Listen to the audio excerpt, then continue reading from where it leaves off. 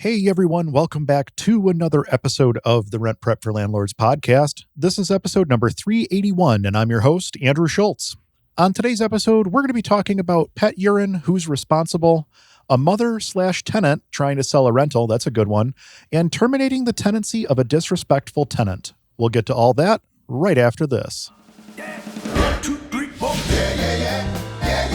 Welcome to the Rent Prep for Landlords podcast. Now your host, Andrew Schultz. Have you joined the free Rent Prep for Landlords Facebook group? We're on the push for 13,000 members. If you have a question or a situation that you've never encountered, or you just need to bounce an idea off a big group of housing providers, this is the place. So if you haven't checked it out yet, do it today over at facebook.com/groups/rentprep. Don't forget to mention the podcast when answering the questions so we know how you found us. Water cooler wisdom. Expert advice from real estate pros. We're going to start things off a little bit different this week with a question directly from a tenant. This is a tenant that just leased a new apartment and they're having some issues with pet odors. We're going to go ahead and jump right in here.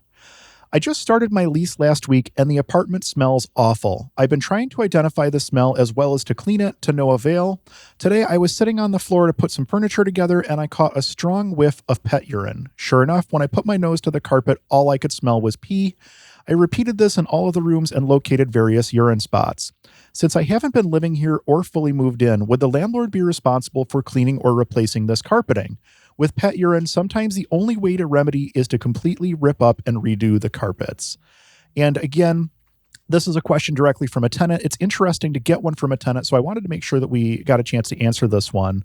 And we're going to start off by saying, fortunately for you as the new tenant, this one is going to fall to your landlord. I'm assuming what happened here is that the previous tenant probably had pets, and then the carpets were either not cleaned or insufficiently cleaned after the tenants moved out. Pet odor is one of those things that could be a real nuisance to get rid of once you have it locked into a carpet. So we'll take a look at some steps here that you might be able to, or really your landlord might be able to do to get rid of these odors in the carpet. The first thing you're going to want to do is check on the extent of the damages, and you may need to pull the carpets back to see how bad it is. If the carpet and the pad are completely saturated, you're already off to a bad start. But you also need to take a look at the subfloor underneath the impacted area to see if that has been damaged over the course of time as well. Letting animal urine sit on subflooring like that is obviously bad. It's going to cause damage and rot, and the smell is definitely going to embed itself into the flooring material over time as well. But I want to back up for a second and assume that we only have damage on the carpet and the pad for the next couple minutes here. So if you have pad and carpet damage, you may be able to treat it. There are some pads that have a moisture barrier layer that will prevent it from getting down to the subfloor. And if you find yourself in a situation such as this, where it's just the carpet and the pad, you may be able to get away with carpet cleaning and some sort of an enzyme treatment to break down the ammonia in the carpet. I do recommend using a carpet cleaning service here with a truck-mounted steam cleaner rather than just going with regular residential carpet shampooer or a rug doctor or something along those lines. And the reason for that is that the professional machines are going to generate much better results than the home units do. They can extract a lot more of the water that they put into the carpet and the enzyme solution as well from the carpet than what the standard residential models do. And usually all of this can be done with all of the carpet and pad in place in the room that it's in. In some instances, you may have to actually pull the carpet and pad out to clean it. And honestly, if I'm at a point where I'm pulling carpet and pad to clean it, I'm just replacing that carpet. I'm not going to screw around and pull it out and put it in a garage or on a lawn and clean it and it's not worth it. I'm just going to replace it at that point. I'm not screwing around with cleaning because the battle is kind of already lost at that point. So what if you have damaged subfloor underneath that carpet and pad? There are some treatment options for subfloor depending on what material it's made out of. So for instance, if it's wood and it's not rot damaged, you may be able to clean the area with some sort of an enzyme cleaner and extract the ammonia from the flooring. Same thing with concrete and hard surface floorings. A lot of times you can get by with some sort of an enzyme cleaner for those. There also are services that will specifically do this style of cleanup. What they do is they come in and basically use a combination of enzymes and extraction tools and stuff like that to kind of pull the ammonia smell and everything back out of whatever the surface may be. but you have to bring those type of companies in before you do any sort of sealing. So for example, if your solution here was to like paint the subfloor with Kills to try to seal the odor in, you're not going to be able to bring in a restoration company after that point because they're not going to be able to extract everything through the layers of paint. Now, taking a little bit more time to talk about painting the subfloor here to seal the odor in, this comes with some risks as well. For instance, this paint may or may not work. You may go through all of that work and discover that you still have an odor in the room after you have gone through and painted this entire subfloor. You may also find that it works, but only for a short period of time. So you could go through all this work of painting the subfloor out, sealing it, whatever the case may be, putting new carpet or new flooring in, and then 2 months down the road, maybe not even 2 months down the road, you still wind up with an odor when all is said and done. So you've got to be cautious when it comes to subfloor damage as to how you go about treating it. Honestly, the best solution for damaged subfloor is to cut out and replace the impacted area. If you cut it out and replace it with new, there's never a question as to whether or not it's going to stink because there's no urine in it to cause an odor. I mean, it's pretty self-explanatory at that point. After that, you can come back in and lay whatever flooring you decide as most appropriate for that area. Unless it's absolutely necessary, my strongest recommendation is to eliminate carpets wherever possible. It seems like the wear and tear factor on carpets never seems to balance out when you consider spending a little bit more for some sort of a hard flooring surface that won't deteriorate as quickly. So unless you're in a situation where you're trying to keep noise to a minimum or something like that, I understand that carpet is the short-term, cheaper solution, but long-term, it's certainly not. You may want to consider eliminating carpets altogether so that you don't have these issues going forward. It's a lot easier to clean up after a pet when it can't soak into a carpet and pad. If you do wind up with some residual smell inside the apartment once you've had the carpet issues and subfloor issues taken care of, my recommendation is to try running an ozone generator for a short period of time, and that should eliminate any remaining smell. Your carpet cleaning company may be able to assist you with this. Generally speaking, it's not terribly expensive to rent one, or you can just go on Amazon and buy one for a couple $100. If it's something that you're going to be using on a more regular basis, like every time you turn over an apartment, just understand that the ozone generator is only going to take the smell out of the home if all of the other steps have already been followed. So just using an ozone generator to try eliminate the smell isn't going to get you anywhere if there's still ammonia off-gassing into the air. It might deal with it right now, but it's not going to deal with the future ammonia that continues to off-gas. So there you have it. Sometimes a urine-soaked carpet and pad can be saved, and sometimes it's just too far gone. Your landlord's not going to know until they get in there and take a look at it, but it should become pretty evident what needs to be done once they get to that stage in the game. Reach out to your landlord and explain the situation and see what they can do to resolve this issue on your behalf. Best of luck, and hopefully you get to enjoy your new apartment. Feet on the Street. Real stories from real property managers.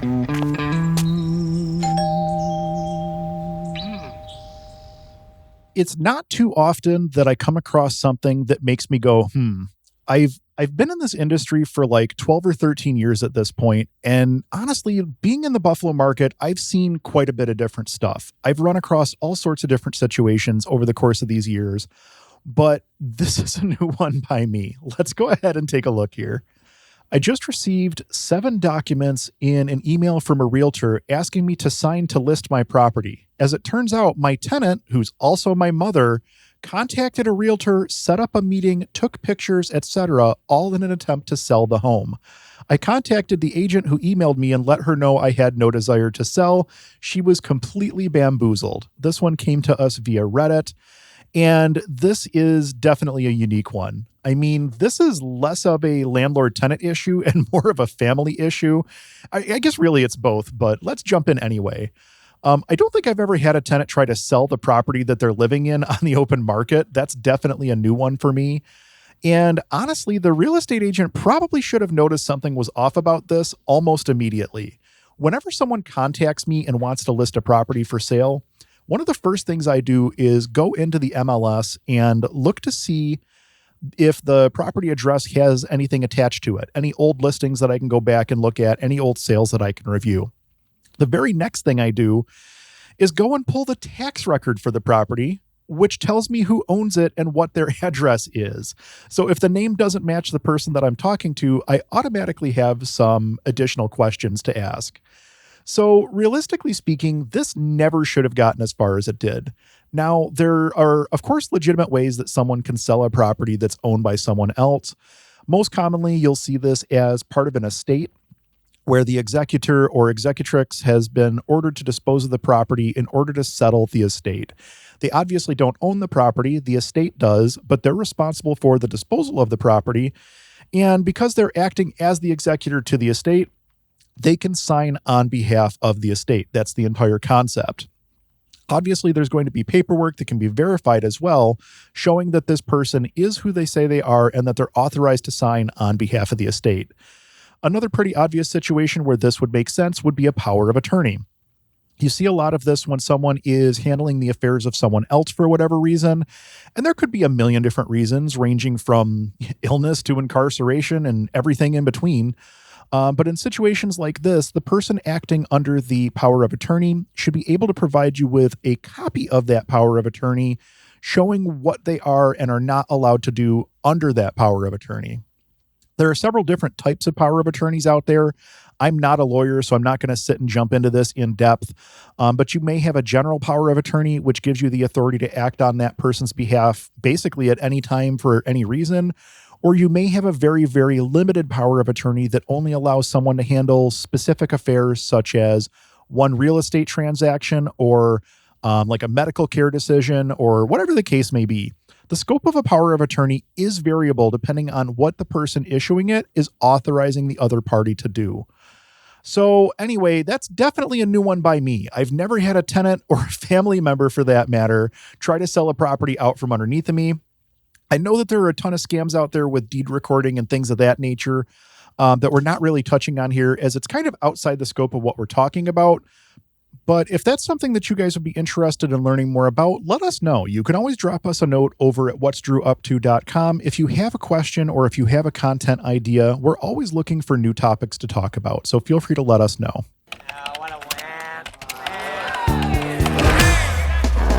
Forum Quorum, where we scour the internet for ridiculous posts from landlords and tenants. How do you go about getting rid of just a particularly bad tenant? Let's take a quick look at this example, and I'll provide a little bit of insight as to some options that you may have available. We'll go ahead and jump right in here. I was just wondering what would be the best way to get rid of a very unpleasant tenant. For some background, they have not signed a lease in over 3 years. It's just been a verbal communication since then with the same stipulations, and she is still breaking the stipulations over and over again to this day. Reading up on Indiana landlord-tenant rules, I'm conflicted about whether she is an at-will or a month-to-month tenant.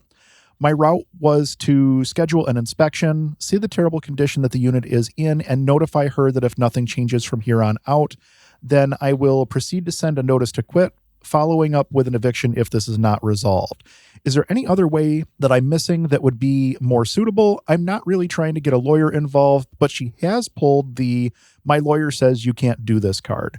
And this one comes to us via the landlord subreddit. So I want to preface this by stating that I'm not an attorney. And I know I've probably mentioned that already in this episode, but it never hurts to mention it more than once. And that the best course of action when you're talking about legal matters, especially evictions, is to speak to a landlord-tenant attorney that has experience with the eviction process in your state. Because right now, especially right now, there are so many compounding factors in a lot of areas with COVID restrictions and things of that nature. You really just want to make sure that you're not setting yourself up for failure by missing some little detail or misfiling some paperwork or something like that. So I'm going to say it again, talk to an attorney. That's going to be the best option no matter what, because they're going to be able to give you the straight truth based on what the laws are in your area. So the first thing I had to look into here was, what exactly is the difference between an at-will or a month-to-month tenancy in the state of Indiana? And from the research that I did, it seems like these two terms are more or less used interchangeably. So it sounds like we're essentially dealing with a month-to-month tenancy in this instance. Now, in the question, they did mention that there was an original lease at some point.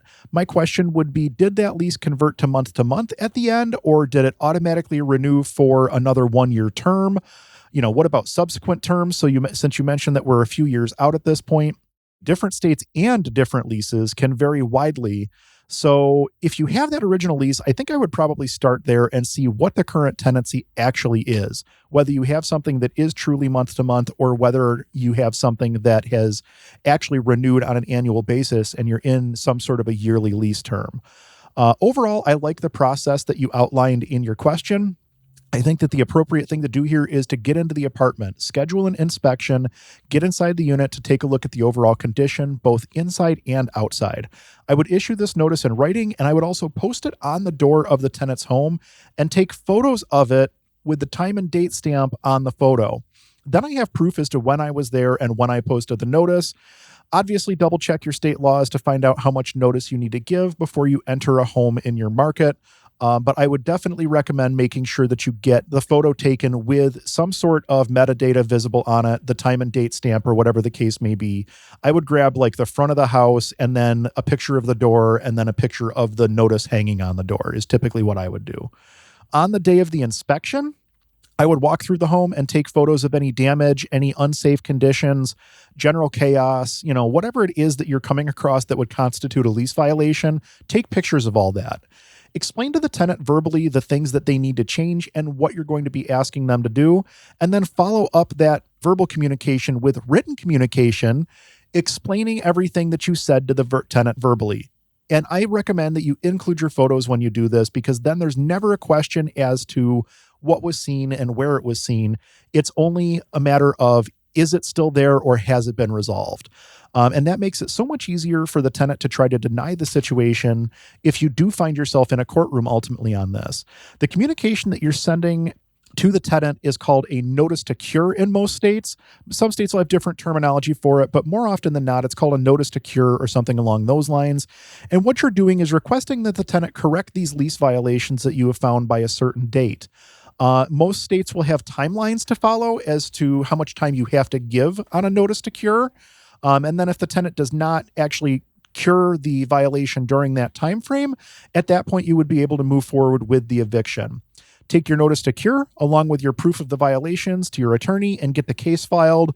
If you choose to do it yourself, best of luck to you, as again, that would not be the route that I would choose at this time when trying to evict a tenant, especially with this one, because you do have some unique circumstances here with the lease situation. One thing you did mention is that you're trying not to get an attorney involved, but that the tenant had already said, my lawyer says you can't do this. Whenever a tenant tells me that their attorney said we can't do something, my response is something along the lines of, okay, Mr. or Mrs. Tenant, since you've informed us that you've retained counsel, I'll need your counsel's name and phone number. At this time, I have to refer the case to our legal team as we can no longer have direct contact with you once you've retained an attorney. Something like 90% of the time, the tenant drops that act almost immediately, or they can't come up with a name and the phone number for their attorney or something along those lines. If you do have a tenant that's retained an attorney, at least now you have the tenant's attorney's name and phone number, so you know who to have the court send the copy of the eviction petition to. Tenants love to use this line because they think it's a hot button that will just get their landlord to do whatever they want their landlord to do. Push back on it. There's absolutely no reason why you shouldn't question something like that when a tenant says that they've retained counsel. On the low end, you've called them out on their BS, and they'll remember that you don't take kindly to BS the next time they think about running a game like that. On the upper end, you've stopped yourself from saying something to a tenant that they're going to run back and report to their attorney, probably out of context, and that could cause you more headaches down the road. So for that reason, whenever someone mentions to me that they've retained counsel with regards to a situation, we tell them that we're going to refer them to our counsel as well. Best of luck to you as you sort this mess out. Every landlord needs a place to go for advice for whatever situation they may find themselves in. RentPrep recently put together a list of the top landlord blogs to follow for those looking for more rental information or property management guidance and so much more. You can check that out today over at rentprep.com/blog. That pretty much wraps things up for this week's episode of the podcast. Thank you all so much for listening. We truly do appreciate it. Our goal with the podcast is to help as many people as possible make educated decisions when it comes to real estate, and you can help us to reach our goal. If you heard anything in this week's episode or any other episode that will help someone you know, please do us a favor and share it with them. If you're looking to get in contact with me, or if you have a content idea, I can be reached over at whatsdrewupto.com. From there, you'll find links to everything going on with me over at Own Buffalo, as well as other projects that we're working on. You can also grab a copy of our free deal analysis tool today over at whatstrueup2.com. There's no obligation, and it comes with a companion video to show you how to use it. And then, like I had mentioned earlier in this episode, if there's a piece of content that you think would be beneficial or a question that you're looking to have answered, feel free to submit it to us over on that website, and we'll see what we can do to get some new content out the door to you. If you're looking for top-tier tenant screening services, head on over to rentprep.com. There are multiple products to choose from, including a tenant-paid option. And if you're over 50 doors, ask about the enterprise-level programs and pricing. I've been an enterprise user at RentPrep for years now, and it's definitely changed the way that we screen our tenants. Check that out today over at rentprep.com. Again, thank you all so much for listening. We'll be back in 2 weeks with an all-new episode that you won't want to miss. Until then, I'm Andrew Schultz with OwnBuffalo.com for RentPrep.com, and we'll talk to you soon.